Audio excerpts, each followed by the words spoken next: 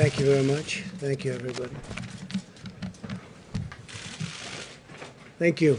We've had a tremendous week uniting the country in our fight against the China virus. I've reminded people of the importance of masks when you can't socially distance in particular. A strong message has been sent out to young people to stop going to crowded bars and other crowded places. Yesterday, we made the amazing announcement for our plans to protect nursing home residents. We're working very hard on that. We're doing very well all over the country. And also about contracting with Pfizer. We made a big, beautiful contract with Pfizer. We think they're very close, but we have a lot of companies that are very close to produce a vaccine. And I wanted to come out again today to share some additional news with you. This afternoon, my political team came to me and laid out our plans for the convention in Jacksonville, Florida. It's a place I love. I love that state. The drawings look absolutely beautiful. I never thought we could have something look so good so fast with everything going on. And everything was going well. A tremendous list of speakers, thousands of people wanting to be there, and I mean, in some cases, desperately be there. They wanted to attend, people making travel arrangements all over the country. They wanted to be there.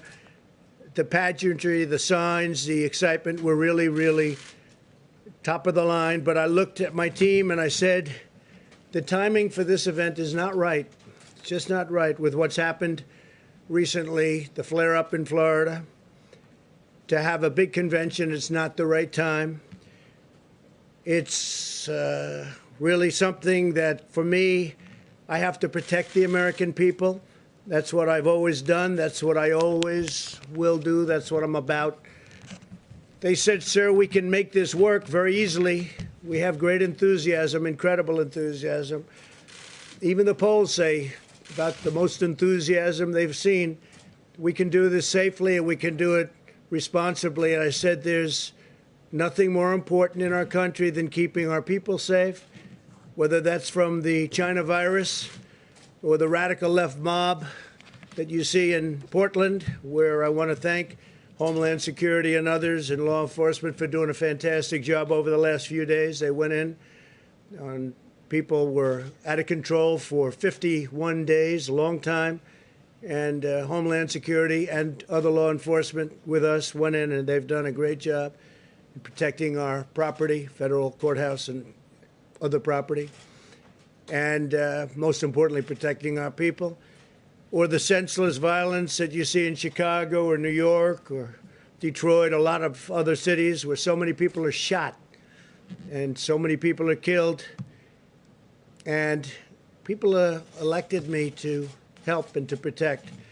So I told my team it's time to cancel the Jacksonville, Florida component of the GOP convention. Will be starting in North Carolina for the Monday, as has always been planned. We were never taking that off. That's remaining as it is. The delegates are going to get together. That's where they do their nomination.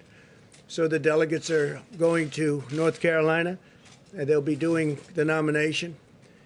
And we're going to do some other things with tele-rallies and online the week that we're discussing, which will be really good. I think we're going to do it well.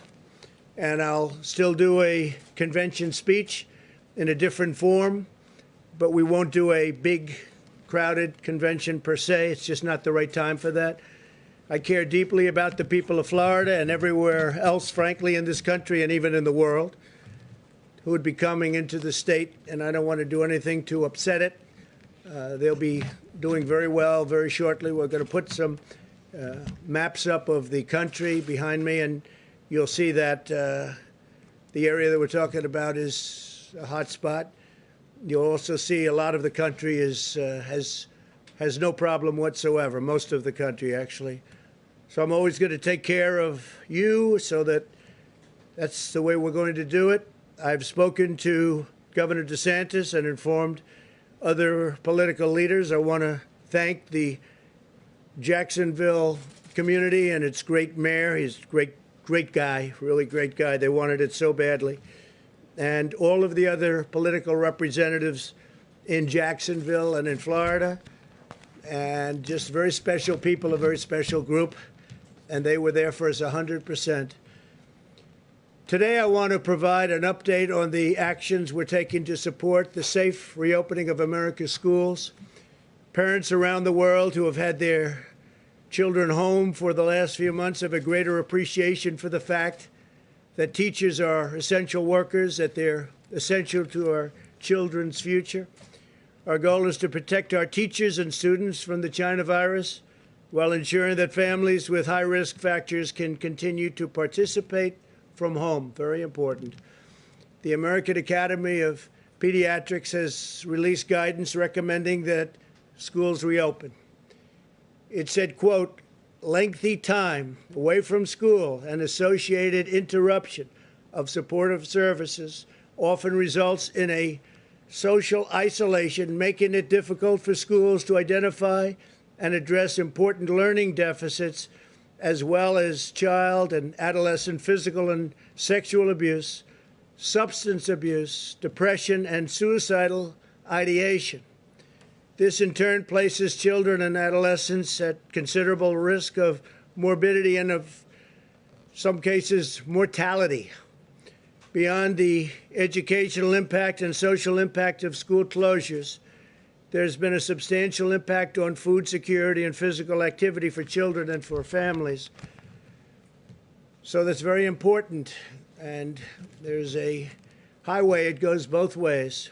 The National Education Association recently stated, despite the momentous efforts of educators during the pandemic, online learning has never been an effective replacement for in-person learning and support. Being at the school, being on the campus is very, very important.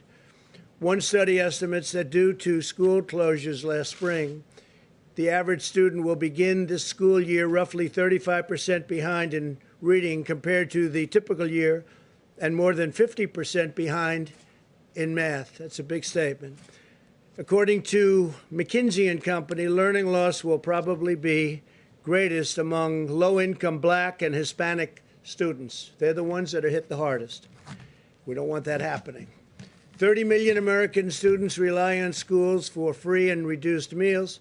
Over 70% of the students who receive mental health services do so through their schools. According to HHS, 1 in 5 reports allegedly having to do with child abuse. They have neglect, and these are neglect and neglected cases are submitted by education personnel. So people in the education world on the premises will be the ones that report neglect and other problems when they see the children. They know if they've been neglected, they know if they've been hurt or harmed in any way, whether it's at home or someplace else, but they see this at school. You don't get to see that if you're not going to school. It's a big thing. Fortunately, the data shows that children are lower risk from the China virus very substantially. When children do contact the virus, they often have only very mild symptoms or none at all. And medical complications are exceedingly rare. Those that do face complications often have underlying medical conditions.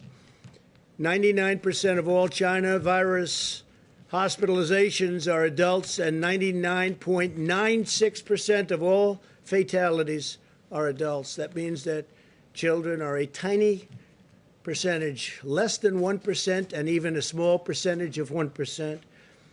In a typical year, the flu results in more deaths of those under 18 in the United States than have been lost thus far to the coronavirus. Many different names, many, many different names.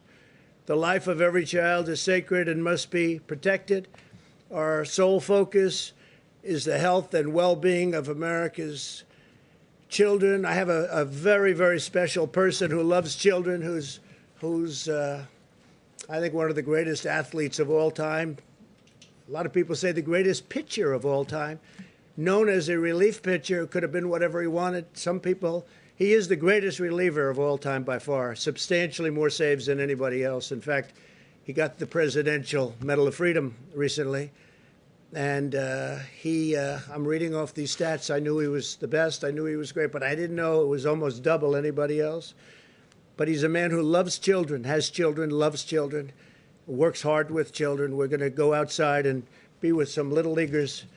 Mariano Rivera, you know, he's the Sandman, right? My wife said, darling, why do they call him the Sandman? I said, you know, they play the song. He just puts the batters to sleep. And that's exactly what happened. So having Mariano here is a great honor. Thank you very much. I was talking about children in schools, and there's nobody that's done more than you have. Thank you very much, Mariano. Fantastic man.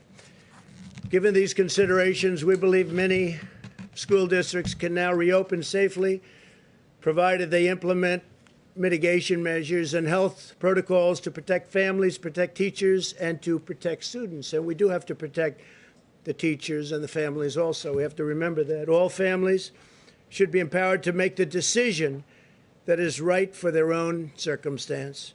This is especially important if a child has underlying health conditions or lives with a parent or grandparent who's at higher risk. In cities or states that are current hotspots, and you'll see that in the map behind me, districts may need to delay reopening for a few weeks, and that's possible. That'll be up to governors.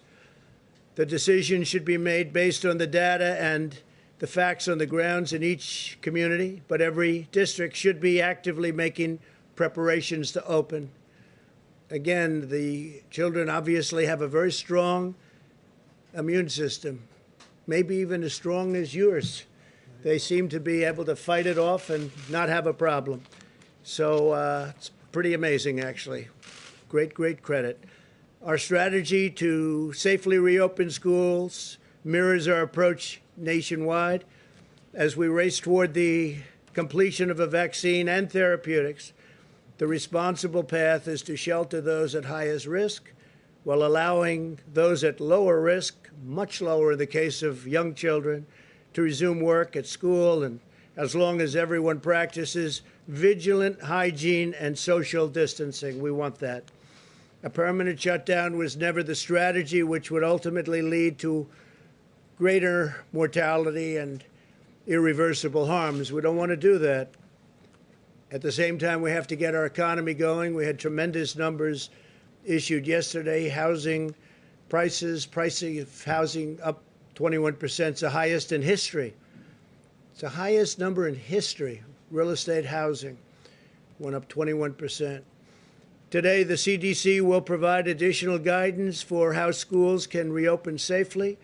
I hope that local leaders put the full health and well-being of their students first and make the right decision for children, parents, teachers, and not make political decisions. This isn't about politics. It's about something very, very important. This is not about politics. I even think it's bad politics if you do the wrong decision, very bad politics. We're asking Congress to provide $105 billion to schools as part of the next coronavirus relief bill. This funding will support mitigation measures such as smaller class sizes, more teachers and teacher aides, repurposing spaces to practice social distancing, and crucially, mask wearing. This money is in addition to the $30 billion we secured for schools and universities earlier this year. That money we have, some is distributed and some is not distributed. If schools do not reopen, the funding should go to parents to send their child to public, private, charter, religious, or home school of their choice. The key word being choice. If the school is closed, the money should follow the student, so the parents and families are in control of their own decisions. So we'd like the money to go to the parents of the student. This way they can make the decision that's best for them. We cannot indefinitely stop 50 million American children from going to school, harming their mental, physical, and emotional development.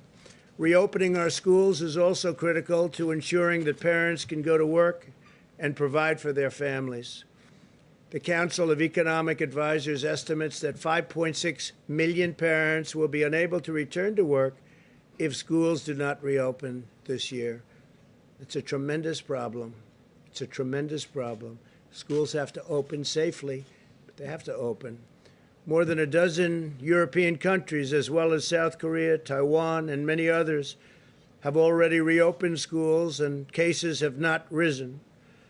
We can achieve the same goal if we unite together, follow the best medical practices, and apply common sense. We'll continue to support states and cities in the current hotspots in the South, Southwest, and West. The governors, I know them all. They're all very, very capable. They're doing a very good job. They're working so hard. You wouldn't even believe it. We have nearly 30,000 federal personnel deployed in the states that need assistance. We're helping with doctors and nurses, medical personnel of all kinds. As a PPE update, we're in close communication with governors and states. We have supplies, everything they could possibly need. We're very strong on supplies. Remember, I used to say the cupboards were bare. Well, now the cupboards are the opposite. Due to our historic efforts to increase both the national stockpile and the state stockpiles, the vast majority of the states have 60 days' worth of supplies on hand. And most importantly, they have ventilators, because the ventilators are very, very hard to come by, at least in the past. Now we're making thousands of ventilators a month and supplying them in many cases to other countries. For states that are making requests, we're rapidly delivering. In the last 24 hours, FEMA has deployed more than 1.5 million masks upon request, 1.7 million gowns, and 600,000 well, let me change that. We've created about 600,000 different supplies. We have 600 ventilators to Arizona, North Carolina, Pennsylvania, Colorado, Idaho, and Washington. I think the number is 600. We're going to check that, and we'll give it to you in a little while. But we've got a stockpile of thousands of ventilators. I think we've sent out about 600 just recently. The United States has now conducted more than 51 million tests, which is more than any other country in the world by far. Roughly half of the tests are either the rapid point of care tests, which frankly solves a lot of problem and delay, 5 to 15 minutes instead of waiting for service both ways in both directions and then at the lab. But roughly half of them now, which is a tremendous increase, are 5 to 15-minute tests, or tests done in a hospital where you get the results back in less than a day, in some cases immediately. We're continuing to surge testing to current hotspots such as Miami and Phoenix to detect those with the virus and take steps to stop from spreading it further. This is a copy of the map, and this is, you have it right behind me. That's really very much indicating where the problems are. You see from that, it's in great shape, lots of it.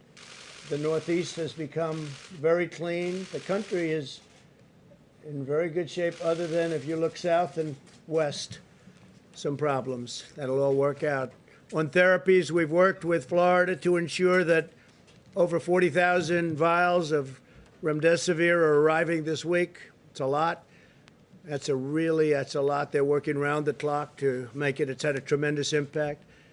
We've also shipped thousands of vials to Arizona, California, and Texas over the past 2 weeks.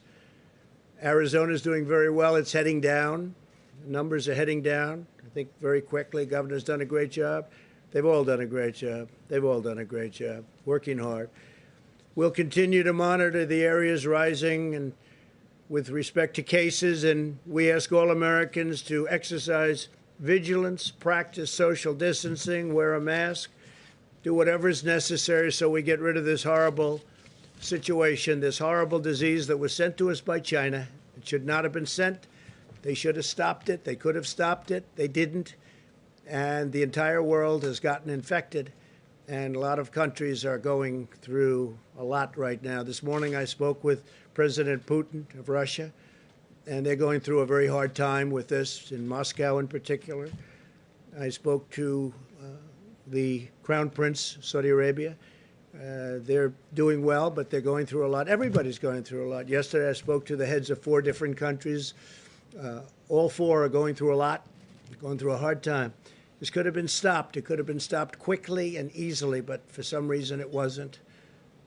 And we'll figure out what that reason was. So with that, if you have any questions, please. On the convention, were you simply not convinced that you could keep people safe at the convention?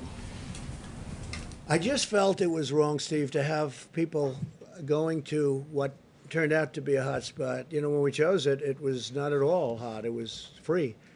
And all of a sudden, it happened quickly. It happens quickly. And it goes away, and it goes away quickly. The key is we wanted to go away without a lot of death, without a lot of problems. And we're learning so much about the disease. That's why we're very cognizant of nursing homes. We're watching them very carefully. And people over a certain age, and especially people over a certain age with diabetes or heart disease in particular, but with a problem. So we didn't want to take any chances. So we had a lot of people. We have the delegates want to be there. We're going to do a fairly reasonably quick meeting in North Carolina. The nomination will be produced.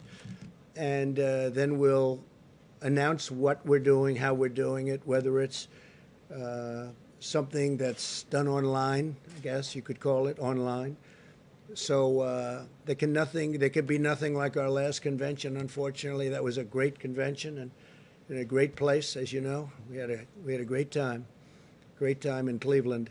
But it's a different world, and it will be for a little while. We want to get the world back to what it was, and I think we'll have that, including great job numbers, including so many things that are happening so positive. I have to say the stock market is close to records. For NASDAQ, it is a record. It's already exceeded its highest numbers. But we want to get our country back to what it was. So would your acceptance speech be from the White House, and are you worried? We haven't set that yet, Steve. We'll have that. We'll probably announce that over the next few days. Are you worried this might dampen enthusiasm for you? Look, we've done a great job. We built the greatest economy in the world. Nobody close. Not China, not anybody. We had to close it. We saved millions of lives, and we opened it. But we had the best numbers in history for African Americans, Hispanic Americans, Asian Americans, every group you want to name. Young people without a diploma, young people with a high school diploma, with a college diploma, anything you want to name. We had the best numbers. Women doing incredibly. Never been a time like that. And we had to turn it off because of what China did. We had to turn it off. And then all of a sudden, now we turn it back on, and we're doing very well. But it was very bad. China, speaking about China, the trade deal means less to me now than it did when I made it. When I made it, it was a great deal. But they're setting records. Yesterday was a record corn day. They purchased more corn than any order ever. And that went on for 2 or 3 days, and soybeans and all. But it just means much less to me. Can you understand that? Just means much less to me. Please, go ahead. What was the one thing, if there was one thing that changed your mind about the convention, and did Florida officials ask you to cancel it? No, they didn't. We're dealing with them, but they didn't. I would just say safety. Just safety. I could see the media saying, oh, this is very unsafe.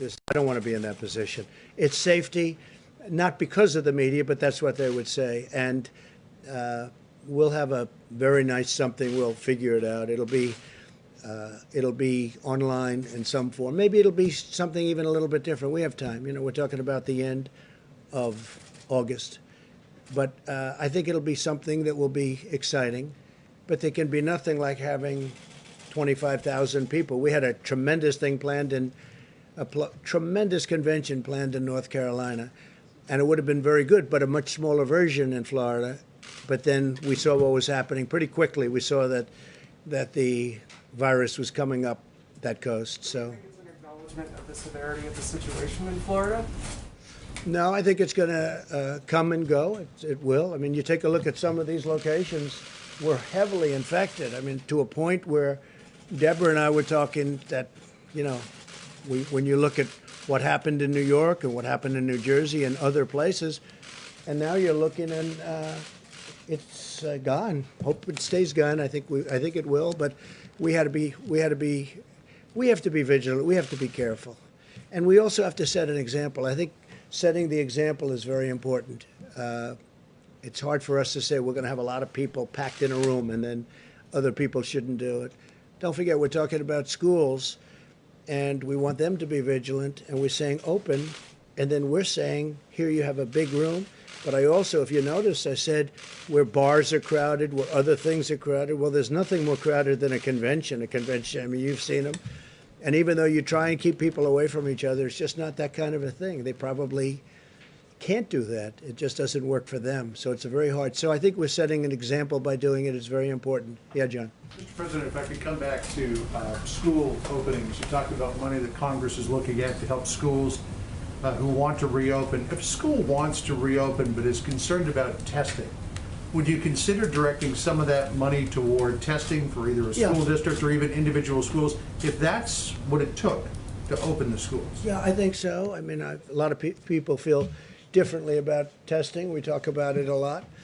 When we have 50 million tests plus, and you know we broke the 50 million test mark.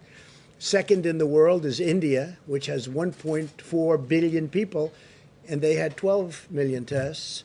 And other countries that are very big had 2 million tests. And some countries essentially only test if you're sick and walk into a hospital or walk into a doctor's office, or you're literally really sick. They essentially don't do tests unless you're sick. And I understand that too. So, yeah, if they feel that that's what they want, that would be fine. You would tell Congress, you would encourage Congress to pay for testing for schools? I would if they want. Again, we've done 50 million tests. There's nobody even close in the whole world. You look at our mortality rate, you look at our death rate, you look at different statistics. We're doing very well, but one death is too many. This should never have happened. This should never have been allowed to happen from China. Also, Mitch McConnell's office just put out a statement a moment ago about the Phase 4 relief package, CARES 2, saying, quote, it's tailored precisely for this phase of the crisis. Yet it does not include your payroll tax cut. So do you believe it's perfectly Yeah, I'd like to tailored? see a payroll tax cut. I think it's great for the workers. The Democrats would never have gone for it. They don't want it. They're not big into the workers, I guess. And based on that, I told them last night, I told the Republicans who have been working very hard on this, I'll tell you, and they want what's right for the country. And hopefully the Democrats ultimately will. But I said, I think a payroll tax would be good, but you're not going to get it from the Democrats. We need their votes, as you know. It's not like, you know, we have a majority, but it's not enough that's why I guess we have an election coming up. So you still need Democrat votes, and we're not going to get the Democrat votes on that. So I'd like to see it. I think it would be very good for the workers. But if we're not going to get their votes, I guess we have to go on to the next thing. A payroll tax cut would have been very good. And maybe something happens. Yes, please. You talk about setting an example on Jacksonville, but I just wonder, some people are going to take away from this the lesson that you're pushing too far, too fast. It seemed for a while the numbers were going up in Jacksonville and you were going to have a problem there. This comes up at a time you're pushing for schools to reopen. You have the opening of the Major League Baseball season. Isn't the example of Jacksonville that we're pushing too fast? Well, baseball, as an example, we were discussing it a little while ago. You're going to be at an empty stadium. I've agreed. Randy Levine's a great friend of mine from the Yankees. He asked me to throw out the first pitch, and I think I'm doing that on August 15th at Yankee Stadium. And I say, how's the crowd going to be? And, you know, it's like you don't have a crowd. There is no such thing. It's going to be interesting, Mariano. He's not used to that. I've been at many games. He walks in, the place goes crazy. I think it'd be just as good without the crowd. You were just born with it, you know. Some people are born with it. I don't know if this is only for the baseball players, but I've never seen a pitcher throw a ball where so many bats were broken as Mariano. He's got the all-time record. I said, how do you do that? He said, parents. Great parents, when you get right down to it, right? How do you do that? It's called parents. But yeah, I just to finish, I think that we have to all set examples. I think Major League Baseball is setting an example by, you know, playing to empty stadiums, and so are other sports. You see that. Now, then they'll allow a certain number in. I see golf is now, soon will be allowing people to come in percentages, and all of a sudden we want to get back to normal. The key is to get back to normal, because nobody wants to see this. But I think it's really good that baseball's opening. It looks like football's opening. It looks like sports are opening. We have, it's a tremendous thing psychologically for our country, and we're all with it. We're going to see right now some beautiful young little leaguers outside with a great future ahead of them. They're already practicing on the front lawn of the White House, and we're going to go out and say hello to them, and it'll be really great. Okay, how about one more? Yeah, please, go ahead. President Trump, the Washington Post earlier today reported that one thing holding up the GOP coronavirus bill is the White House asking that it include language regarding the FBI building in downtown Washington, D.C. Is that true? I don't know that they're putting it in this bill, but I know they want to have a new FBI building. This one is very old, and it's really was never built to a very high standard, as you probably have heard, and it's got a lot of danger involved, and panels falling off the outside and pieces of concrete falling off the building. And they want to build it at the site that they have it. They had options very far away from Washington. And I said to them, frankly, you have to be near the Justice Department. There's nothing better than the site. The site they have now is better. But they were looking at sites in Maryland and Virginia and different places. But they would have been too far away. So I have been encouraging them to build it, and if you have a choice. You can renovate the existing building, but it's not a good building, or you could take it down and build a great building for the FBI for 100 years, and have it be incredible, even with tracks on top. They're talking about, we have, because FBI people like to work out a lot, and you could have literally quarter-mile tracks on top. It's a very big site, very wide site. So I think the best idea would be to build a new building, and that way you have it for a long time. Renovation can never be as good as a new building in that case. I know they're talking about it, whether or not they put it in this bill or someplace else, but the FBI needs a new building, and we'll get it done. Thank you all very much. Thank you. Thank you very much.